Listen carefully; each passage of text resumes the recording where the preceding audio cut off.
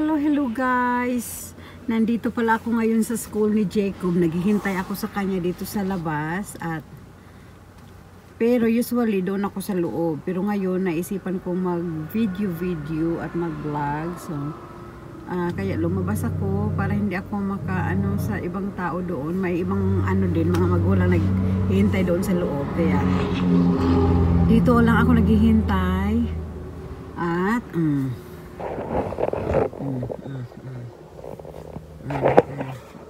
so ito ang school ni Jacob. Yan ang school ni Jacob, guys. Ano siya, sa speech therapy siya. Speech therapy ko kasi hindi pa siya mag 4 years old na siya ngayong 26, pero hindi pa siya masyadong nag-conversation, kaya ini-speech therapy namin si Jacob. Every Tuesday siya nandito, ini-speech therapy siya. Pero si Jacob naman ay nakapagsalita ng marami, ABCD, lahat ay kahit pa baliktarin yung mga letters ng ABCD, alam niya. Kahit hindi kasunod-sunod, alam niya kung paano magbasa, alam niya yung mga numbers, maka-addition siya ng any numbers from 1 to 30, basta lang 1 plus 1, 1 plus 2, 1 plus 3, mga ganyan, o until 30, alam na niya yung mga ganyang addition. At ano pa ba, basta si Jacob ay maano naman siya, conversation lang talaga ang niya, hindi siya masyado yung maka-connect sa conversation. Pero kung tanungin mo naman siya, ay alam niya kung ano gagawin niya. Halimbawa, sabihin mo sa kanya, put this one, Jacob, bring this stuff here, put this thing there, pick up your trash, put in the trash, clean up your toys, go to the bedroom, it's time for bath, go to your bed, yung mga ganyan, mga do you want snacks, get yours, open the refrigerator, get your popsicle, yung mga ganyan, mga utos.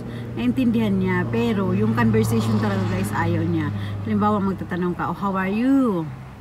Minsan sasagot, minsan hindi. Good morning, minsan sasagot, minsan hindi. Tapos mahilig siyang magtatakbo-takbo, mahilig siyang mag-climb, at saka maingay siyang maglaro. Minsan maingay siya maglaro, minsan naman napaka quiet. Pero kadalasan sa gabi, hyper siya. Iwan ko, hindi ko naman sana pinapakain ng mga matatamis si Jacob. Pero minsan kung maaga siya maghapunan, before bed, pakainin ko siya mga 1 hour before bed, pakainin ko siya ng cereal. Ganyan. Pero hindi naman talaga siya, hindi umiinom ng soda si Jacob.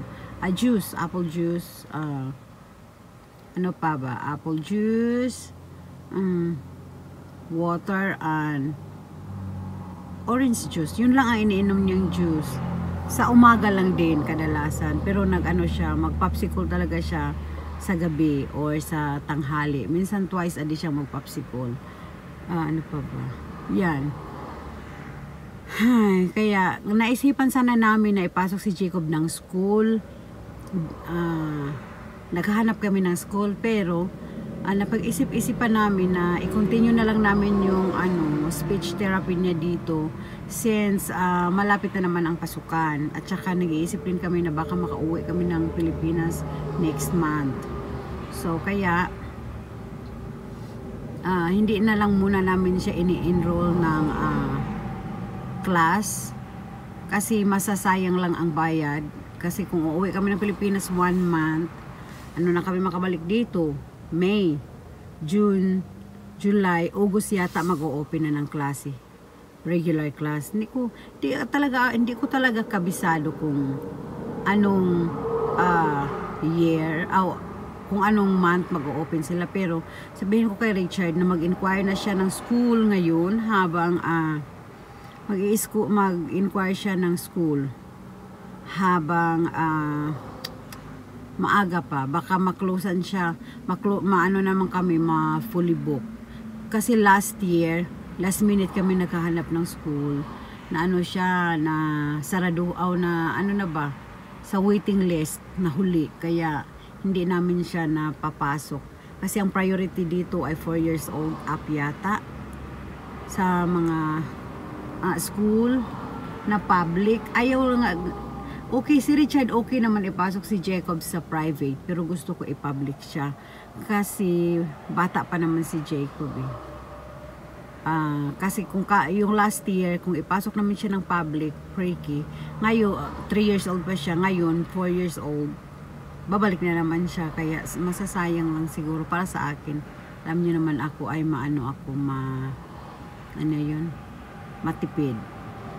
So, yan lang ang concern ko talaga sa anak ko. Kaya ito, mag 1 year na si Jacob yata napasok dito. Pero nga lang, ang problema dito sa speech therapy 1-on-1. Kaya si Jacob ay hindi sanay. Gusto ko sana siya mahalubilo sa mga kabataan, sa mga bata na kaedad niya, para marunong siyang maglaro. Kasi naawa ako sa kanya. Wala siyang kalaro ba? Mag 4 years old na siya, hindi siya sanay na maglaro. Minsan dinadala ko siya sa mall, doon sa Morristown. May mga bata doon. Hindi naman siya nang aaway, hindi naman siya naggaganon. Pero nag-alala ako, baka makasakit siya ng ibang bata. Kasi ayaw niyang mag-line yung, di ba, maraming bata sa slide, kung anong mga laruan niya. Gusto niya talaga siya mauna. So, kaya, yan, concern ko din sa kanya, hindi siya marunong, kasi nasanay siya sa bahay na lahat ng laruan sa kanya, so, wala siyang problema. Kala niya, kung magpunta kami doon sa, park, hindi na maglilinya.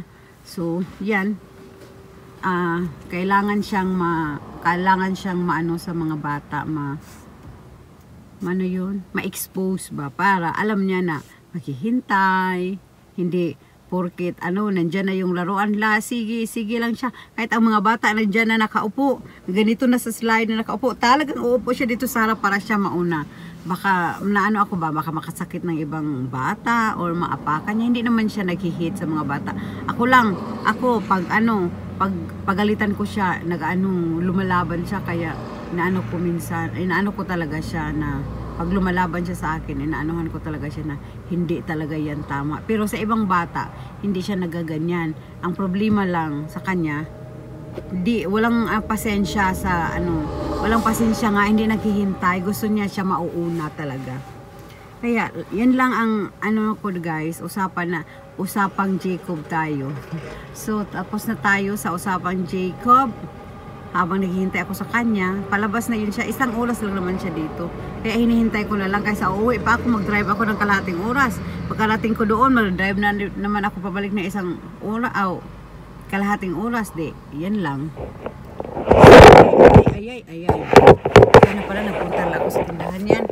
Sa highway lang ito, sa gilid ng highway ang school ni Jacob. Sa gilid lang ng highway. So, salamat sa panonood guys. At ako aalis na.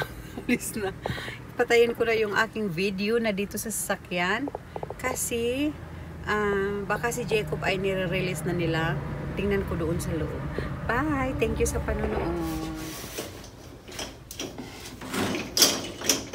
Ito guys, si Jacob naghihintay sa teacher niya. Ito, naglalaro-laro muna siya. May mga laruan naman dyan. So, yan, naglaro-laro siya. Minsan, nagsusulat-sulat din. At wala pang ibang mga bata. Siya lang mag-isa dyan sa waiting area. Minsan, marami sila. Pero kung marami sila, siya, minsan, hindi. Nakipaglaro siya minsan. Pero, ang iba kasi mga bata, masyadong crowded ba yung mga bata, tapos kung anong nilalaruan niya, lalaruin din ng ibang bata, kaya niya, Kaya minsan umaalis na lang siya, ayaw niyang maglaro. Hintayin na lang niya yung teacher. Sabi naman ng teacher kanina pag-release niya kay Jacob, sabi, okay daw si Jacob, nagbabasa, naglalaro. Yeah.